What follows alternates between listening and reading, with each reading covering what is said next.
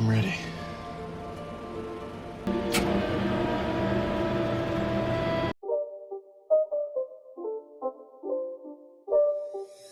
not a game, it's a rich thing. Halo guys, kembali lagi bersama saya Stephen di channel Broview. Kali ini saya akan melanjutkan kembali alur cerita film dari Prison Break. Dan sekarang kita masuk ke season 4 episode yang ke-9 dan ke-10. Untuk itu sebelum masuk ke ceritanya, seperti biasa siapkan apa? Ya tentunya kopi dan Woodbray untuk menemani kalian dalam menonton alur cerita film ini. Dan sekarang kita masuk ke filmnya.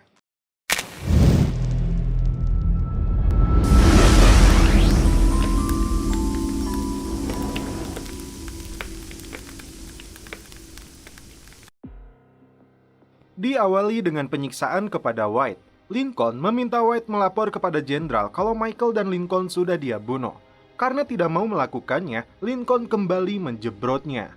Lalu Michael berkata, walaupun White menelepon jenderal, itu malah membuat jenderal mengetahui White tertangkap. Di satu sisi, Mahon masih memendam amarahnya yang sudah menggebu-gebu. Jenderal kemudian diberitahu kalau pemindahan Sila membutuhkan waktu 3 hari. Karena data yang ada di Sila terlalu rentan. Namun jenderal menginginkan pemindahan itu dilakukan segera. Menurut Lisa, pemindahan Sila ke bunker Raven Rock adalah suatu kesalahan karena Los Angeles adalah tempat teraman. Tak lama, datanglah asistennya yang mengatakan kalau White masih hilang. Karena semakin merasa terancam, jenderal memerintahkan agar semua media membuat berita tentang Michael dan Lincoln. Tujuannya agar media melakukan framing berita agar Michael dan Lincoln lebih dikenali masyarakat sebagai penjahat. Di markas, tim masih mencari cara agar White buka mulut. Don Self mempunyai ide agar kembali berbicara dengan White secara baik-baik. Namun tentunya dia mempunyai sebuah rencana dengan koper yang dia bawa. Seperti apakah rencananya?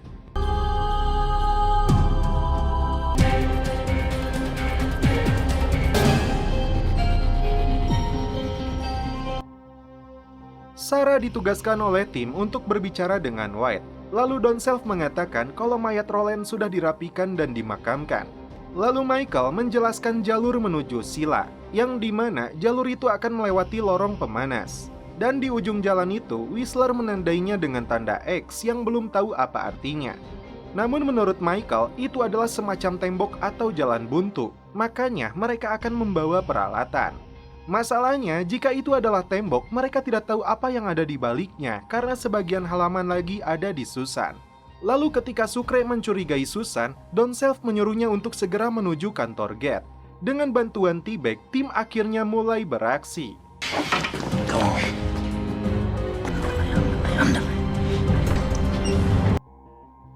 Tak lama, T-Bag dikejutkan dengan kedatangan bosnya yang mendapat surat pengunduran diri dari Andy.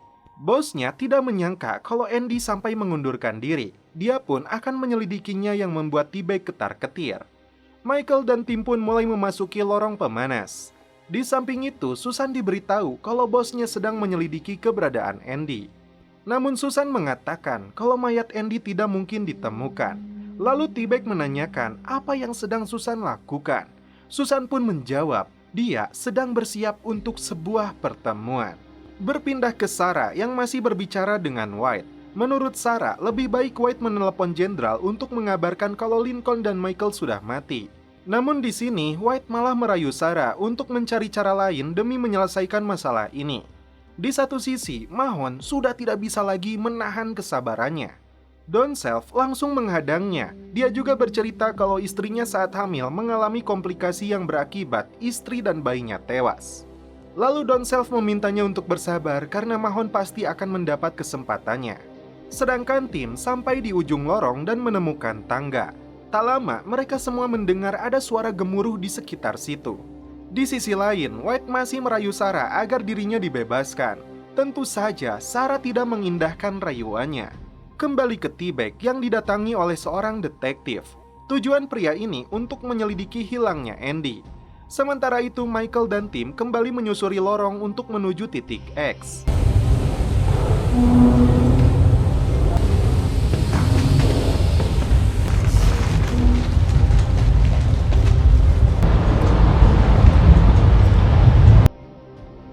Hingga akhirnya Michael menemukan sumber suara gemuruh yang diduga adalah saluran pipa utama untuk persediaan air di LA. Dan mereka harus melewati pipa itu dengan menggali. Di waktu yang sama, T-Bag yang sedang diinterogasi, tak sengaja detektif itu mendengar suara ketukan di bawah ruangannya. Namun T-Bag cerdas dalam membuat alasan, sehingga si detektif tidak mencurigainya. Lebih dari itu, T-Bag dianggap sebagai pelakunya karena pegawai yang lain mengetahui kalau T-Bag dan Andy tidak akur. Di markas, Don Self sedang menjelaskan cara yang akan dia lakukan agar White berbicara. Tak lama, Mahon menanyakan ambulan yang sebelumnya digunakan. Sin berpindah ke tim yang masih melakukan penggalian. Setelah sekian lama menggali, Michael hanya menemukan batu granit yang tidak bisa digali oleh bor palu. Oleh karena itu, Michael berpikir kembali untuk mencari jalan lain. Hingga dia memutuskan untuk menembus pipa yang berisi jutaan galon air. Dan Michael memerintah Lincoln untuk melakukan sesuatu. Di samping itu, T-Bag memberi perumpamaan kepada detektif itu yang intinya kalau dia dan Andy tidak ada masalah besar. He didn't do nothing wrong but be new. Tak diduga, dalam keadaan tertekan, Bellick dan Lincoln keluar. T-Bag beralasan kalau dirinya menyewa mereka untuk merakit raknya. Sementara itu, Don Self ternyata telah merangkai kalimat yang menyebutkan bahwa ini semua sudah berakhir. Kalimat tersebut diambil dari kata-kata yang ia keluarkan saat berbicara dengan Sarah. Lalu, sekarang giliran Mahon untuk menyelesaikan masalahnya dengan White. Setelah Don Self dan Sarah pergi, Mahon melakukan aksi balas dendamnya. Sebelum membunuhnya, Mahon akan menyiksanya dulu. Di samping itu, Jenderal baru menerima berita yang akan diberikan kepada media tentang Michael dan Lincoln yang sebagai buronan. Tak lama, ada yang meneleponnya. Ternyata, Don Self menggunakan settingan suara White untuk membuat Jenderal lengah. Tiba-tiba, datanglah Susan dengan menodongkan senjatanya. Jenderal pun menyuruh para penjaga termasuk Lisa untuk keluar ruangan.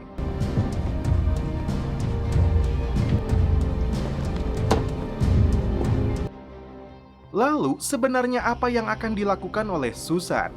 Lanjut. Lincoln dan Bellick sampai di suatu tempat. Ternyata mereka berdua akan mematikan saluran air pompa utamanya.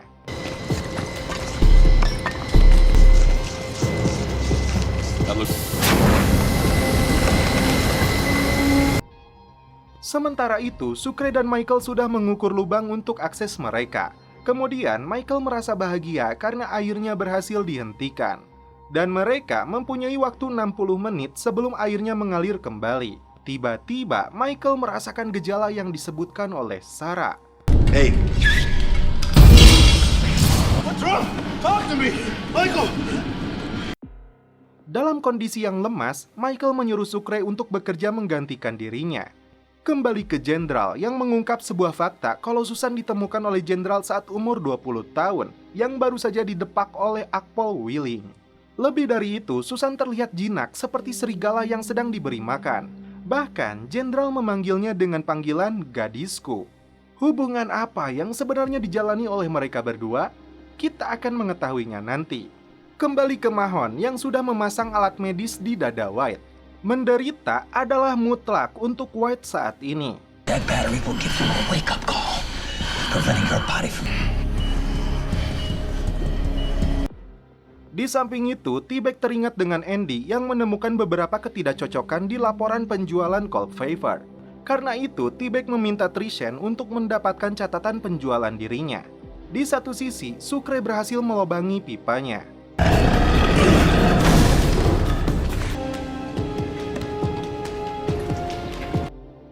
Namun, itu belum selesai karena Sucre harus melubangi pipa seberangnya lagi yang harus sejajar dan seukuran. Di samping proses melubangi pipanya, penglihatan Michael mulai buram. Michael pun memaksakan dirinya untuk membantu Sucre. Mahon menelepon Pam hanya untuk sekedar menyampaikan permintaan maaf White. Lalu karena pipa itu terlalu berat, Michael menyuruh 2 orang untuk masuk ke dalam pipa. Lincoln dan Bellick menawarkan diri untuk masuk ke dalam. Beralih ke Jenderal yang menanyakan kabar Amy kepada Susan. Namun, siapa itu Amy? Lebih dari itu, Jenderal mengajak Susan untuk kembali bersatu. Karena Laos menurutnya akan segera runtuh, dan mereka akan membangun kembali Laos sesuai keinginannya. Jika itu terjadi, Susan akan dijadikan wakil Jenderal sesuai janjinya. Dan sekarang, Mahon membawa White ke suatu tempat dengan borgol batu yang cukup berat. tanpa banyak basa-basi, Mahon langsung mendorongnya. Michael dan yang lain hampir berhasil menembus pipanya. Sialnya, penyangga pipa kecil itu patah. Lalu apakah rencananya gagal? Di sisi lain, T-Bag memberikan laporan bermasalah yang sebenarnya dilakukan oleh Whistler. Namun di sini, T-Bag menyebut laporan itu adalah milik Andy. Dengan kata lain, T-Bag memfitnah Andy kalau dia bermasalah untuk dijadikan benteng agar T-Bag tidak terlibat masalah. Cerdasnya T-Bag, dia menghasut bosnya ini untuk melaporkan kejadian yang tidak sebenarnya agar usaha pencarian Andy dihentikan. Benar saja, bosnya itu langsung berkata pada detektif untuk menghentikan penyelidikan. Di samping itu, tim masih berusaha untuk memasukkan pipa ke lubangnya. Sementara, air akan segera mengalir kembali. Karena tidak ada pilihan lain, tak diduga Bellick mengorbankan dirinya demi memasukkan pipa itu. There's still enough room for you to fit through the hole! Alex! Don't do it.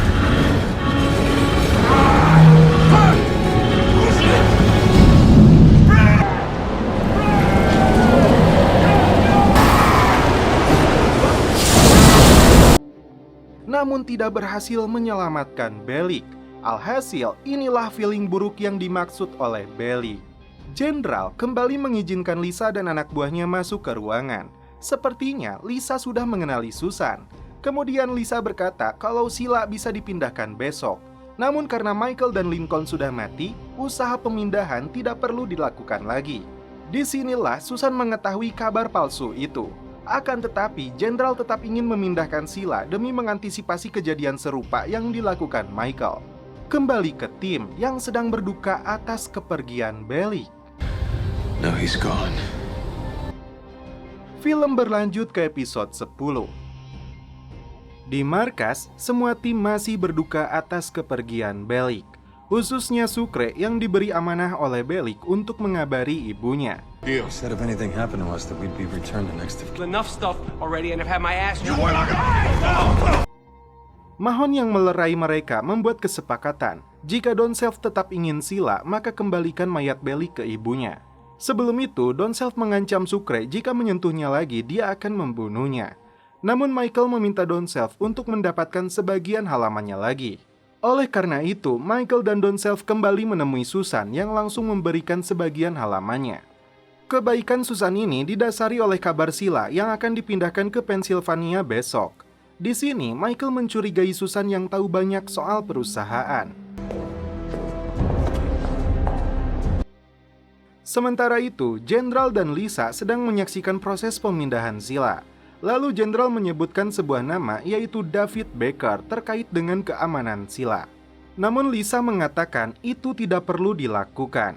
Sucre masih merasakan duka, terlebih saat melihat lencana polisi yang disimpan oleh Bellick. Di waktu yang sama, Michael sudah menggabungkan sebagian halamannya lagi sehingga bisa disimpulkan itu adalah basement perusahaan. Namun Michael merasa ada yang salah, karena simbol dan huruf yang ada di denah itu tidak masuk akal. Menurut Michael, huruf C menandakan ventilasi penghangat, huruf M menandakan alat ukur, dan huruf V menandakan semacam unit kondensor. Kesimpulannya, menurut logika, desain seperti ini tidak mungkin dipasang seacak itu. Lalu Michael menuliskan huruf-huruf itu di papan tulis. CME bisa disebut juga sebagai See Me atau Do You See Me, yang artinya apa kau melihat aku?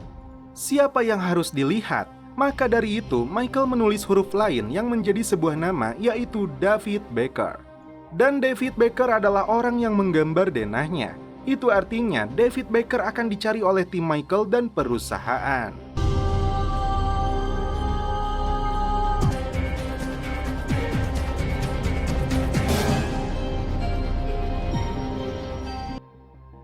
T-Bag menerima berkas dan sidik jari Susan dari Trishan. Berkas itu Trishan dapatkan dari kenalannya di kepolisian. Dari berkas itu juga, T-Bag mengetahui kalau saudarinya tinggal di Riverside dan ayahnya sudah meninggal. Namun di sini T-Bag terkejut karena Trishan tiba-tiba menyebutkan nama Whistler. Di sini Trishan beralasan dia mengetahui Whistler dari Michael. Kembali ke markas, tim sudah mendapatkan informasi David Baker yang sebagai penasehat Komisi Perencanaan Kota. Bahkan tim juga mendapat informasi nama istrinya serta alamatnya. Tak lama kemudian, Michael pun kembali menjelaskan rencananya. Setelah itu, Michael memerintah tim untuk segera kembali ke lorong dan bekerja. Sedangkan Michael dan Sarah akan menemui David Baker. Sebelum tim pergi, tiba-tiba Michael langsung terjatuh. Alhasil, Michael harus dibawa ke rumah sakit. This is my decision and not yours, and we're going to the hospital. What's wrong with him? Di samping itu, karena curiga, T-Bag menanyakan Trishan kepada bosnya. Menurut bosnya, kantor pekerja kontrak mengirimnya sepekan sebelum T-Bag tiba. Dia pun meminta profil Trishan ke bosnya ini. Sebelum pergi, bosnya meminta T-Bag untuk menggantikan Andy siang ini dalam pertemuan bersama mitra bisnis yang baru. Selang berapa lama, Susan pun datang untuk memberitahu T-Bag kalau Sheila akan dipindahkan. Namun, itu bukan kekhawatiran yang besar, karena Susan akan menunggu Michael mengambil Sheila dan dia akan merebutnya. Lalu Lincoln dan Sucre kembali untuk segera melakukan pekerjaannya. Di sini, T-Bag terkejut setelah mendengar kabar kalau Bellic meninggal. Sarah berdiskusi dengan seorang dokter yang akan menangani Michael. Dan di sini, Michael menggunakan identitas palsu sebagai Freeling. Sarah kembali terkaget saat mendengar kemungkinan Michael memiliki penyakit genetik atau turunan. Di sisi lain, Jenderal didatangi Howard untuk menanyakan pemindahan Sheila. Jenderal mengatakan pemindahan itu demi keamanan Sheila yang sebagai pondasi seluruh organisasi mereka. Di satu sisi, Jenderal sudah menyiapkan plat uang dan fasilitasnya untuk mencetak uang sebanyak apapun dan kapanpun yang mereka butuhkan. Namun terkait pemindahan yang akan dilakukan, Lisa mengatakan ada sedikit masalah dalam membongkar keamanan yang melindungi Sheila. Oleh karena itu, Jenderal menyuruh anak buahnya memanggil David Baker. Mahon ternyata lebih dulu mendatangi rumah David Baker. Pada awalnya, Mahon ditolak. Namun setelah menyebutkan proyek Sheila, dia pun diizinkan bertemu dengan David Baker. Kemudian, Mahon mengaku sebagai orang perusahaan, dan Mahon ingin mengetahui desain asli David Baker. Terlihat juga Baker yang sedang merancang sebuah proyek dengan sistem keamanan yang dia buat. Kemudian, Sucre mengungkapkan kalau Bellic pernah menyelamatkan nyawanya. Saat di penjara Sona, T-Bag bersikap gila. Ternyata pada saat itu, T-Bag membakar Sona dan menyuruh semua tahanan untuk lari. Keadaan menjadi kacau, Sucre sampai terinjak-injak, hingga Bellic datang membantunya berdiri. Mereka berdua pun memasuki pipa untuk melanjutkan sisa halaman yang baru tersusun. Akhirnya, mereka berdua berada di ruangan kosong dan tembok yang akan mereka robohkan. Sialnya, Sucre menginjak sesuatu yang langsung mengeluarkan suara peringatan. Menurut Lincoln, yang diinjak Sucre adalah semacam peledak. Some kind of explosive. Jika Sucre melepaskan injakannya, maka benda itu akan meledak. Di samping itu, Sarah tidak menyangka seluruh tim akan bersedih dengan kepergian Bellic. Sarah mencoba menenangkan Michael kalau itu di luar kendalinya. Tak lama, Michael pun masuk ke ruangan untuk dilakukan identifikasi jenis penyakitnya. You ready? I'm ready.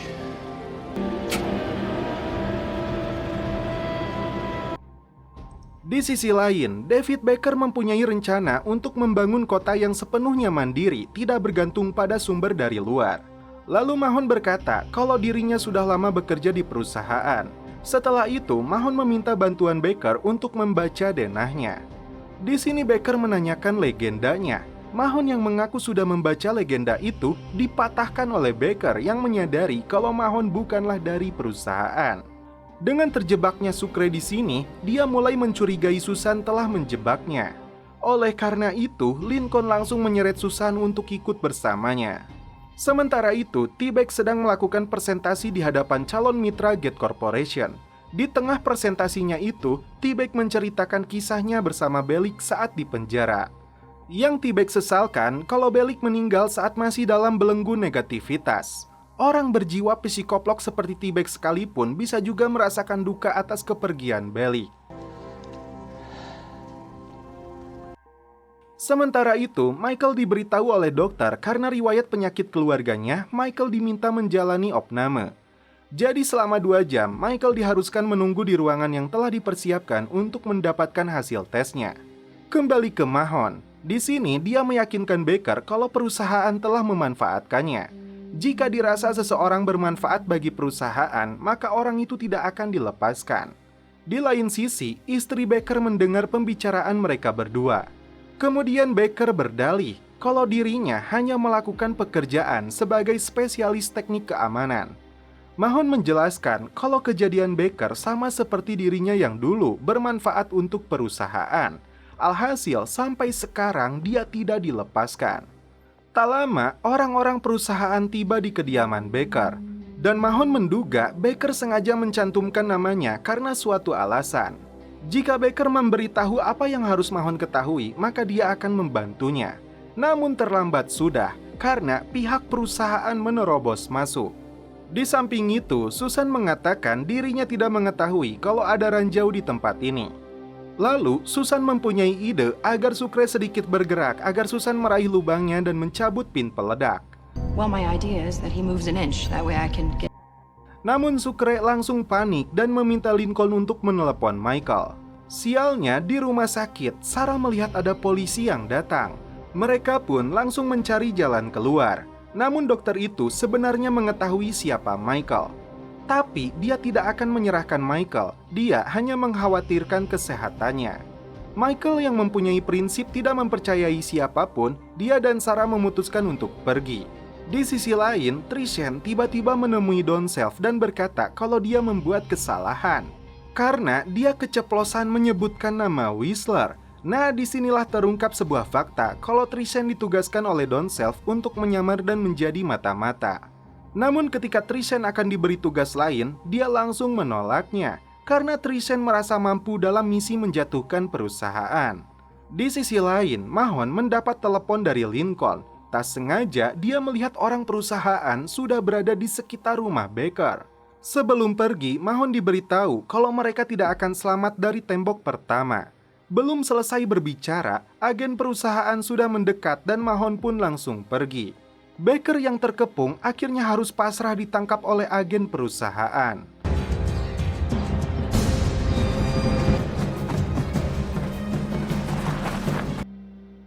Sebelum memasuki mobil, istri Baker memberi Mahon secari kertas yang berkaitan dengan proyek Sila.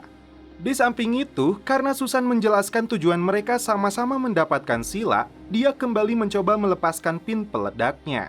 Tapi, Sucre tetap ketakutan.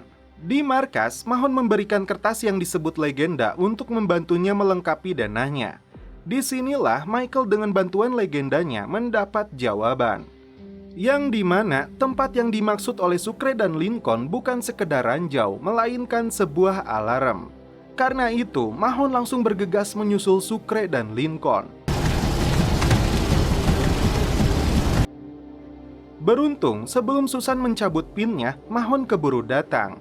Dan Mahon pun langsung memutus dayanya agar Sucre bisa menggeser kakinya.